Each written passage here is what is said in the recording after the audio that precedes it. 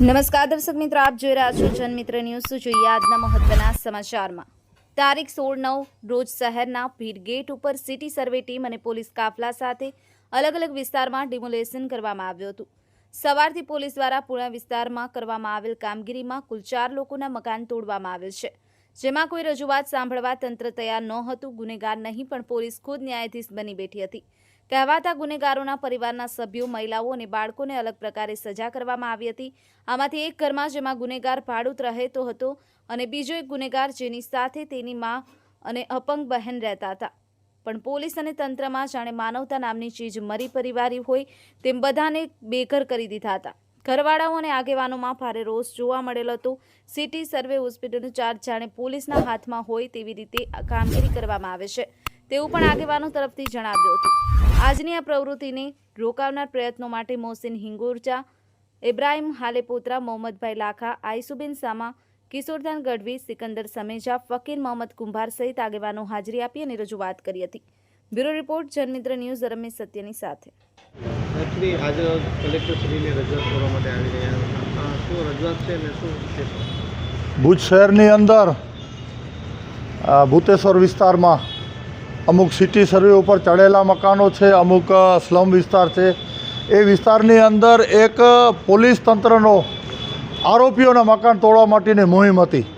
આરોપીઓના મકાન તોડવા માટે સરકારના કાયદામાં જો જોગવાઈઓ તો તોડે, એમાં અમને કોઈ વાંધો નથી। અમે એનામાં સાથ સહકાર આપવા પણ તૈયાર છીએ, કારણ કે આરોપી અને ગુનેગાર છે, એ સમાજને ક્યાંક ને ક્યાંક નડે છે। પણ વાત ત્યાં આવી કે વહીવટી તંત્ર અને પોલીસ તંત્ર સિટી સર્વેમાં ચડેલા છે નામો, અને છતાં પણ એ તોડી રહી છે। એ કાયદામાં અમે કલેક્ટર સાહેબને અત્યારે રૂબરૂ મળ્યા અને એમણે કીધું જો સિટી સર્વેમાં ચાલેલા હોય તો આરોપી હોય કે વગર આરોપી હોય એ મકાન તોડવાનો અધિકાર નથી।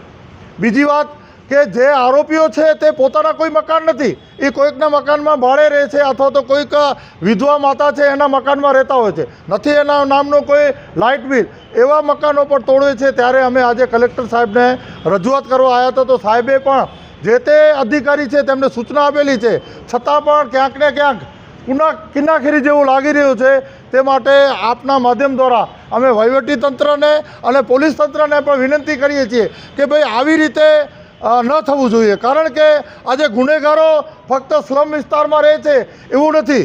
ગુનેગારો હાઈ ક્લાસ બંગલાઓમાં અને વિવિધ વિસ્તારોમાં આજે દારૂના જે ધંધાઓ કરે છે એ કોઈ ઝૂંપડપટ્ટીમાં નથી રહેતો। એ જે લોકો છે એ લોકો મોટા બંગલાઓમાં રહે છે સારી રીતે, સરખી રીતે।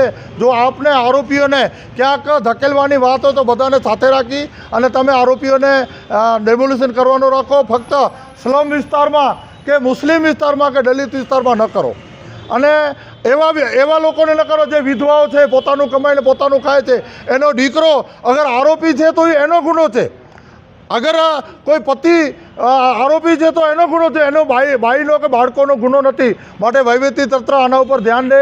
પોલીસ તંત્ર ફક્ત આરોપીઓના મકાન તોડવાની વાત છે ત્યાં સુધી અમે સમજીએ, પણ જો વિધવાઓના અને આરોપીના નામે કોઈ એમના સંબંધીઓના કે એના પરિવારને હેરાન પરેશાન કરશે, ના છૂટકે ગાંધી ચિંધ્યા માર્ગે અમારે જવાનો પણ આશરો લેવો પડશે। કેટલા મકાનો તોડવામાં આવ્યા હતા? 41 જણને નોટિસ આપી હતી, તેમાંથી બધા લોકો હાઈકોર્ટમાં જઈ રહ્યા છે, પણ કોઈ ગરીબ માણસ છે, વિધવા છે, જેને જાણ નથી, ખબર નથી, એ લોકો ત્યાં નથી જઈ શક્યા। જે 6 જણ જ છે તેમાંથી 2 તોડી પાડ્યા છે, બાકી 4 તોડવાના બાકી છે। એના માટે રજૂઆત કરવા અને સમય માંગવા આવ્યા હતા। ઓકે, કલેક્ટરશ્રીને રજૂઆત કરવા માટે આવ્યા હતા, શું મુદ્દાને લઈ અને ખાસ કલેક્ટર સાહેબ પાસે તો આજે માનવીય અભિગમ અપનાવી અને કલેક્ટર સાહેબ આ મુદ્દાને જે છે અત્યારે થોડોક સમય આપે, પરંતુ રાજ્ય સરકારની જે નીતિ છે કે એક આરોપી જે કદાચ જે તે વખતે કોઈ ગુનો કર્યો હોય અને એ ગુનાની અંદર એને પોલીસે પકડ્યો હોય, પોલીસે એને કોર્ટમાં રજૂ કર્યો હોય, કોર્ટે એને જામીન આપ્યા હોય, જામીન ઉપરથી છૂટ્યો હોય, પરંતુ રાજ્ય સરકારના કેટલાક નિર્ણયો જે માત્ર લગભગ સોશિયલ મીડિયા ઉપર જ પ્રસારિત થયેલા છે, એવા ગુનેગારોનું લિસ્ટ પોલીસ દ્વારા બનાવી અને સંબંધિત વહીવટીતંત્રને આપી અને સંબંધિત વહીવટીતંત્ર દ્વારા નોટિસો પાઠવવાની જે પ્રક્રિયા, અને પછી એ પણ નોટિસો પોલીસ જ પાઠવી રહી છે।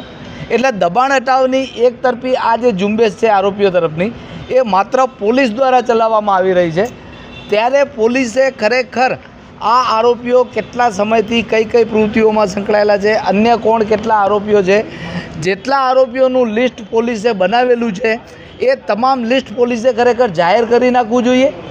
જાહેરાત આપી દેવી જોઈએ કે આટલા આરોપીઓ ગુનાહિત પ્રવૃત્તિમાં છે અને આટલા આરોપીઓના મકાન પાડવામાં આવશે, જેથી કરીને એ આરોપીઓ પોતાના બચાવમાં તમામ પ્રકારની કાર્યવાહી કરી શકે, પોતાનો બચાવ કરી શકે.